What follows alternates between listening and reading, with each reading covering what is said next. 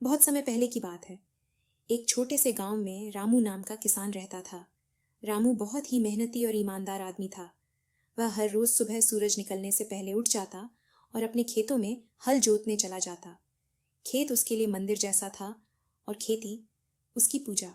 रामू की सबसे बड़ी ताकत थी उसका प्यारा बैल, मोती। रामू का जीवन बहुत साधारण था। वह मेहनत तो बहुत करता, लेकिन फसल बेचने के बाद भी उसके पास कभी पैसे नहीं बचते थे। गांव वाले अक्सर कहते, रामू, तू दिन रात मेहनत करता है, लेकिन फिर भी हमेशा गरीब क्यों रहता है? रामू बस मुस्कुरा देता और कहता, शायद यही किस्मत है। रामू का एक अजीब शौक था। वह अपने बैल मोती से इंसानों की तरह बातें करता था। गांव के लोग उसे देखकर मजाक उड़ाते और कहते, बैल भी क्या कभी इंसान की तरह जवाब देगा? लेकिन एक दिन कुछ ऐसा हुआ जिसने सबको हैरान कर दिया। रामू खेत में हल जोत रहा था। धूप तेज थी और थक कर वह एक पेड़ के नीचे बैठ गया। तभी अचानक मोती ने इंसानी आवाज में कहा, मालिक, आप इतनी मेहनत करते हो, लेकिन समझदारी नहीं अपनाते, इसलिए गरीब रहते हो। रामू के तो होश उड़ गए।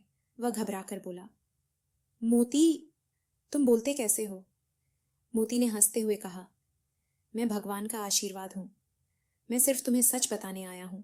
मेहनत जरूरी है, लेकिन उसके साथ समझदारी और सही तरीका अपनाना भी उतना ही जरूरी है।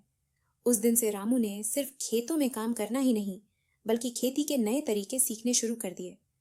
उसने अच्छे बीज खरीदे, पानी बचाने के लिए कुएं और नहरों का सही इस्तेमाल करना सीखा। वह फसल को मंडी में सही दाम पर बेचने लगा। अब रामू न सिर्फ मेहनत करता था, बल्कि समझदारी से खेती भी करता था। धीरे धीरे उसकी जिंदगी बदल गई। कुछ ही सालों में रामू गांव का सबसे सफल किसान बन गया। उसकी जमीनें हरी भरी हो गईं, घर में सुख समृद्धि आ गई और गांव वाले अब उससे सीखने आने लगे। एक दिन गांव के लोग रामू से बोले, तुम्हारा राज क्या है? तुम इतनी जल्दी कैसे सफल हो गए? रामू ने मुस्कुराकर कहा, राज सिर्फ इतना है, मेहनत करो, लेकिन सही दिशा में।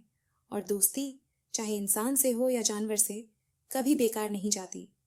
गांव वाले ये सुनकर हैरान रह गए और सब ने तय किया कि अब वे भी मेहनत के साथ समझदारी अपनाएंगे।